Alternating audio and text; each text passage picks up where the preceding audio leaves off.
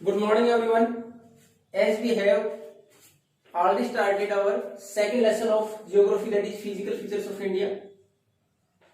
Now we proceed towards our third physical features or physiographic division of India from the major 6 divisions.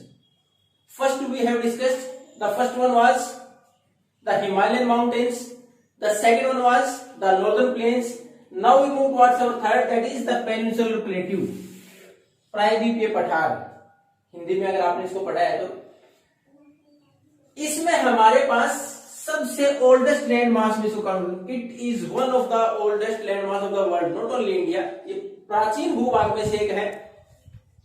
और ये आपका जो first lesson था उसमें आपने how the Himalaya is formed वो हेडिंग थी, उससे पहले दे रखा था ये किस प्रकार बना हुआ है कि जो हमारा सबसे प्राचीन भूभाग, वर्ल्ड के सबसे प्राचीन भूभाग में था Gondwana land, which was compose of kin किन कंटिनेंट को मिलाकर बनी थी उस टाइम के ऊपर, एशिया, अफ्रीका, यूरोप, ये ज्यादातर कंटिनेंट आपस में जुड़े हुए थे, दे आर इंटरकनेक्टेड। उसके बाद through the movement of tectonic plates, जब टेक्टोनिक प्लेट्स के मूवमेंट की वजह से इट वॉज ब्रेक डाउन, ये लैंड मास जो गोंडवाना लैंड था टूटा और उसके बाद अलग अलग हिस्सों में बढ़ गया। ड्रिफ्टिंग होता है द मूवमेंट, हालांकि पानी के मूवमेंट के लिए ज्यादा इस्तेमाल होती है, स्लो मूवमेंट होता है उसके लिए, तो उसमें से कुछ लैंड मास मूवमेंट होने के बाद जैसे हमारे पास बीच में इंडियन ओशन, उसके बाद आगे कंटिन्यू हो गया, यानी बीच में पानी की जो वाटर बॉडीज है उसकी जो संख्या वो बढ़ी हमारे पास और बाकी लैंड टूट के बाकी कंटिनेंट के साथ रह गई।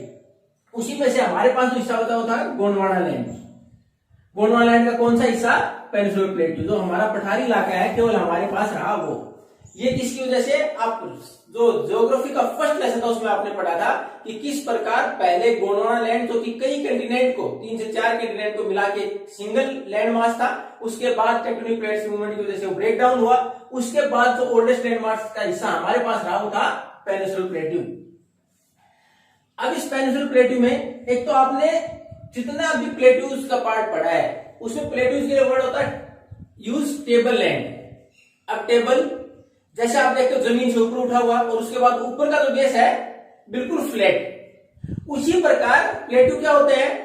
प्लेन से ऊंचे, जिस प्रकार हमारे टेबल की हमने हाइट पड़ी, और उसके बाद जैसे माउंटेन से ऊपर से पीक पॉइंट्स, उसके पॉइंट्स होते हैं, लेकिन ये बिल्कुल फ्लैट होता है, इसलिए इसको टेबल लैंड बोला जाता है। यानी माउंटेन की तरफ पीक भी नहीं है ऊपर और नीचे प्लेन से ऊंचे हैं, इसलिए इसको टेबल लैंड के तौर पर एक्सप्लेन करते हैं। अब ये जो हमारे पास प्लेट्यू है इसको हम अगर डिफाइन करें तो हमारे पास ये ब्रॉड, इसके अंदर जो घाटियां हैं, दो माउंटेन्स के बीच की जो जगह है वो ज्यादा बड़ी भी है, लेकिन सेलो डेप्थ, सेलो वैली, सेलो मतलब जिसकी डेप्थ कम हो, गहराई ज्यादा नहीं है। इनकी ज्यादातर पहाड़ियां कैसी हैं? Rounded hills. अब इसका 6th क्लास से पढ़ते हुए आए हो कि राउंडेड हिल्स क्यों है। अब जितनी हमारे पास पुरानी लैंड मास होगी, माउंटेन्स हैं, उनके बाद ग्राउंड पीक कैसे हो जाती है उनकी? पहले एकदम जैसे नोक की तरह, लेकिन धीरे धीरे समय के साथ erosion was there, they were eroded by the force of wind, water etcetera, हवा से, पानी की स्पीड से धीरे धीरे टूटती है और धीरे धीरे उनकी शेप राउंड में, तो सबसे पुराना लैंड मास है, इसलिए इसकी हिल्स की जो ऊपर की शेप कैसी है? राउंड।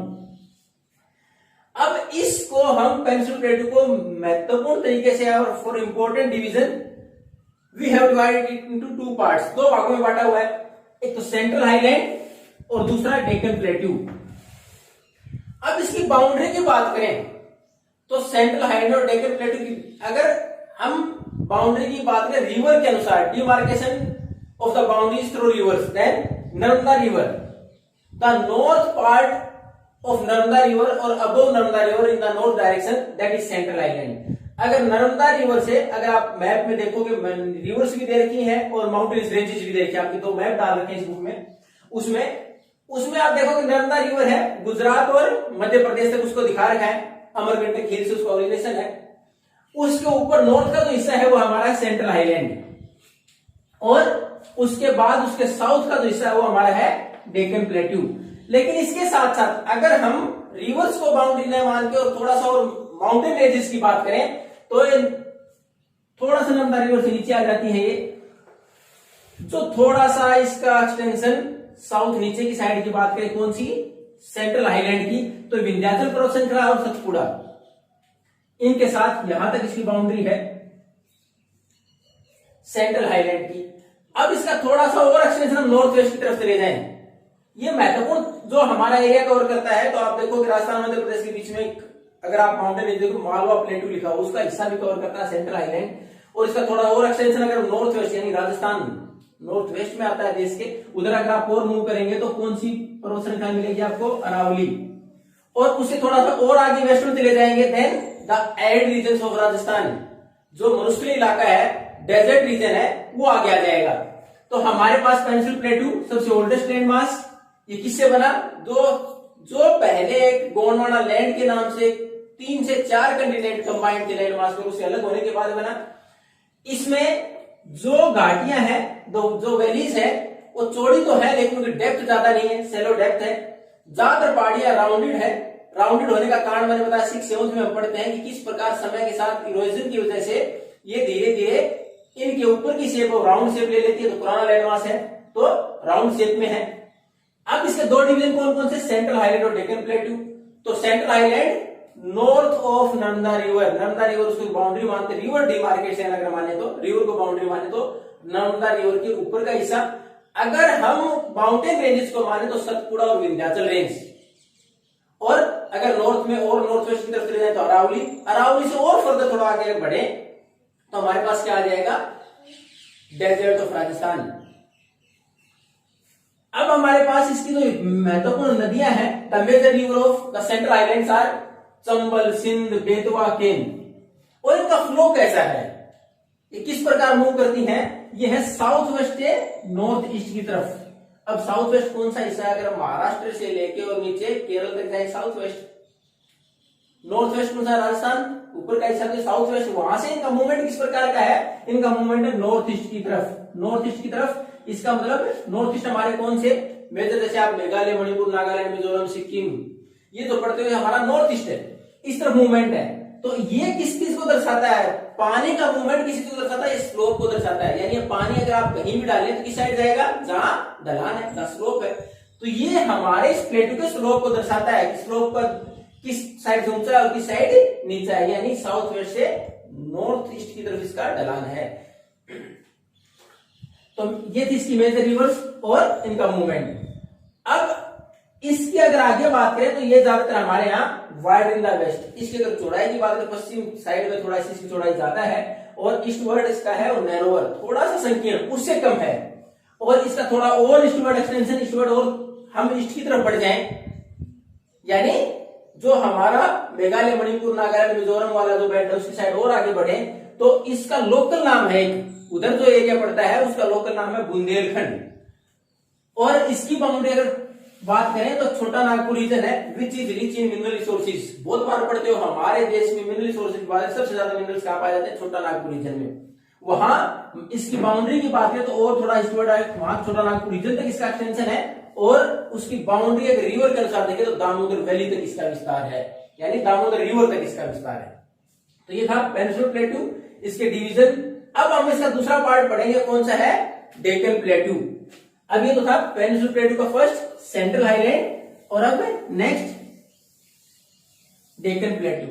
अब डेक्कन में अब हमने उसके साउथ में किसकी बात की, नर्मदा रिवर को हमने अगर बाउंड्री माना, दो किसके लिए, प्लेट्यूज के एक्सप्लेनेशन के लिए, तो north of the Narmada river was central island. अब उसके साउथ में डेक्कन प्लेटू, उसका नीचे कैसा, डेक्कन प्लेटू। अब हमने एक रेंज की बात की थी, माउंटेन रेंज की बात की, जो उसके अंदर काउंट हुई थी नीचे की बाउंड्री में, किसकी, सेंट्रल आइलैंड की। वो दो माउंटेन रेंज कौन थी, सतपुड़ा और दूसरी विंध्याचल। तो सतपुड़ा विंध्याचल अगर आप मैप में देखेंगे तो विंध्याचल से नीचे है सतपुड़ा रेंज, मध्य प्रदेश का एरिया। उसमें अगर हम बात करें तो नीचे ये हमारी नॉर्थ की बाउंड्री हो जाएगी इसके लिए, डेक्कन प्लेटू के लिए। अब वहां हमारे पास उसके साथ साथ और जो महत्वपूर्ण हमारे पास, यानी डेक्कन प्लेटू की अगर बात करें तो south of Narmada river, Narmada river के साउथ में अगर माउंटेन रेंज की बात करें तो इसकी अगर ऊपर की नॉर्थ की बाउंड्री की बात करें तो कौन सी जाएगी, सतपुड़ा रेंज।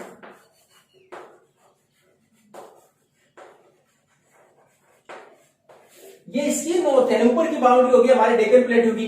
उसके बाद वहां जो इंपॉर्टेंट और माउंटेन रेंजेस है, देखिए ये है महादेव,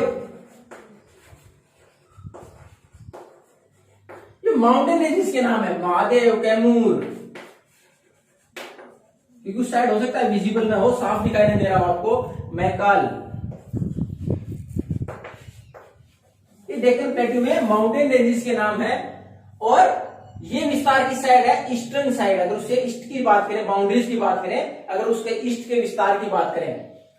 अब इस बार में भी अगर हम ये देखें स्लोप किस प्रकार का है, तो हायर इन द वेस्ट, यानी पश्चिम की तरफ डेक्कन प्लेट्यू का जो हाइट है वो ज्यादा है, और नैरोअर और स्लोप इन द ईस्ट, यानी यहां जो मेजर रिवर्स होंगी किस प्रकार मूव करेंगी, किस प्रकार उनका फ्लो होगा, ड्रेनेज बेसिन किस प्रकार का होगा उनका, साउथ वेस्ट से नॉर्थ ईस्ट की तरफ ही होगा वापिस। अब इसका थोड़ा सा और नॉर्थ ईस्ट की तरफ एक्सटेंशन, हालांकि इसका एक्सटेंशन और भी है, और वो एक्सटेंशन कहां तक है, लोकली नेमनेस, इसमें लिखा हुआ कि उसका स्थानीय तौर पर वहां नाम है, इस प्लेट्यू का ही पार्ट है, वो है मेघालय, यानी नॉर्थ ईस्ट की बात करें और थोड़ा आगे तक अगर इसके विस्तार की बात करें तो मेघालय, उसके बाद कार्बी आंगलोंग, ये स्थानीय नाम है वहां के इस प्लेट्यू के।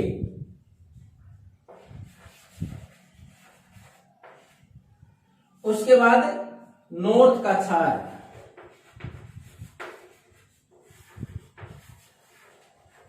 यानी इसका विस्तार अगर हम और आगे इसका डेक्कन प्लेट्यू का अगर हम और ईस्ट की तरफ विस्तार की बात करें तो उसका विस्तार और आगे तक है, और वहां उनको लोकल जो नाम है उनके मेघालय, कार्बी आंगलोंग और नॉर्थ काछार।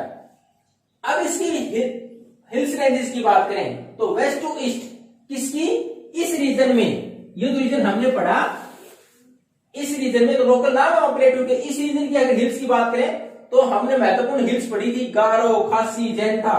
ये देखो ये हिल्स ने कौन सी है यहां, गारो, खासी, जैंथा, ये हिल रेंजेस हैं, वहां इस प्लेट्यूज की वेस्ट से ईस्ट की बाउंड्री को दर्शाती हैं।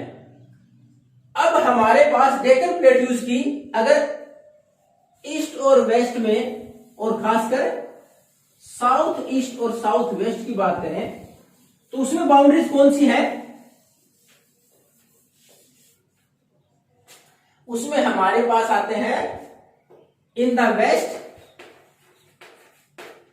वेस्टर्न घाट,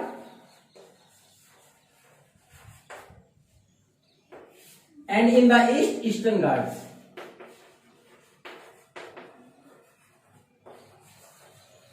यानी साउथ वेस्ट और साउथ ईस्ट में बाउंड्री की बात करें, वेस्टर्न घाट और ईस्टर्न घाट, ये हमारे कोस्टल जो इलाका है, कोस्टल प्लेन्स, उसके बाद में उसके बाद जो माउंटेन रेंजेस हैं जो कि इसकी ईस्ट और वेस्ट की बाउंड्री डिसाइड करती हैं, वेस्ट में वेस्टर्न घाट और ईस्ट में ईस्टर्न घाट। अब इसे वेस्टर्न घाट की बात करें तो these are continuous can be covered through the passes only. अगर वेस्टर्न घाट की बात है ज्यादातर कंटिन्यूअस है, लगातार है, हमारे पास पर्वत श्रृंखलाएं ऊंची है यहाँ। हालांकि इसमें भी अगर हाइट की बात करें तो ऊपर से नॉर्थ से साउथ की तरफ इनकी हाइट बढ़ती चली जाती है। इन माउंटेन वेस्टर्न घाट में जो हिल्स हैं उनकी हाइट नॉर्थ से साउथ की तरफ बढ़ती चली जाती है, और एक कंटिन्यूअस है, इनमें केवल पासेज यानी बीच से अगर कोई पहले नदी वगैरह निकली हो बीच से जा रहे हैं उसी से में से इससे बाहर जा सकते हैं, बाकी कंटिन्यूअस हैं, लेकिन ये इरेगुलर हैं। इरेगुलर क्यों है, क्योंकि महत्वपूर्ण जो नदियां हैं वो सारी से निकलती हैं।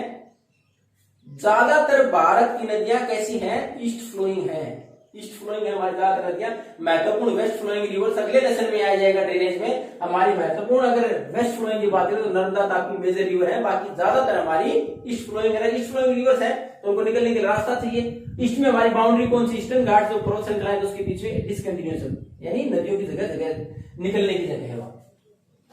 अब इसमें अगर हम बात करें तो वेस्टर्न घाट की अगर हाइट की बात करें, वेस्टर्न घाट में जो पर्वत श्रृंखला है उनकी हाइट की बात करें, these are higher than eastern Ghat. Eastern Ghat की पहाड़ियों से ये ऊंची है और इनमें एवरेज हाइट है वो है हमारी 900 से 1600 metre. It is 900 to 1600 metre, ये एवरेज हाइट है वहां की पर्वत श्रृंखलाओं की। ईस्टर्न घाट में कितनी है? It is around 600 meter only.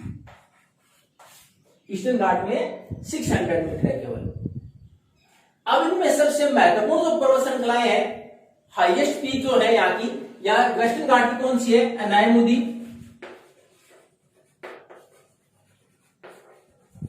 जिसकी हाइट है 2695 मीटर। 2695 मीटर अनायमुदी। दूसरी महत्वपूर्ण जो वेस्टर्न घाट की, वो है डोडा बेटा, और इसकी हाइट है 2637 मीटर। ये प्रोमिनेंट हिल्स, महत्वपूर्ण जो पर्वत श्रृंखलाएं हैं किसकी? वेस्टर्न घाट की, उनकी हाइट। उसके बाद अगर ईस्टर्न घाट की बात करें तो उसमें कौन सी है? महेंद्रगिरी। ईस्टर्न घाट की जो इंपॉर्टेंट हिल रेंजेस है जिसकी हाइट ज्यादा है, वो कौन सी है? महेंद्रगिरी। और इसकी हाइट कितनी है?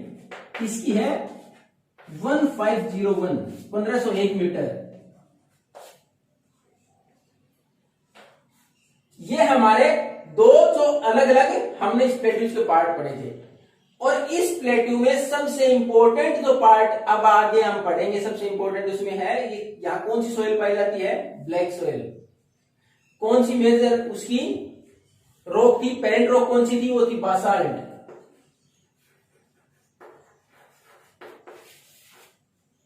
तो हमारे पास जो इसमें इंपॉर्टेंट, उसके बाद इस पूरे, अगर हम प्लेट्यूज की बात करें तो इसमें सबसे इंपॉर्टेंट जो हमारे पास सोइल है, ब्लैक सोइल है।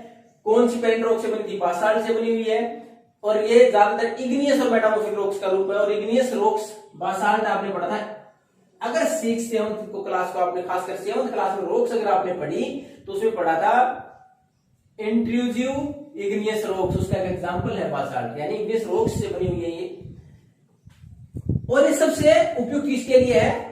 For the growing of cotton. तो ये हमारा तीसरा डिवीजन था फिजियोग्राफिक डिवीजन में। Total we have to go through 6 physiographic division of India, जिनमें से हमने 3 कंप्लीट कर लिए। First Himalayan mountain, second northern plains, third peninsular plateau. For the remaining 3, one by one we will proceed in the next classes. Till that time, if you have any doubt, then you can ask by leaving a message or by that call to me. Thank you and have a nice day.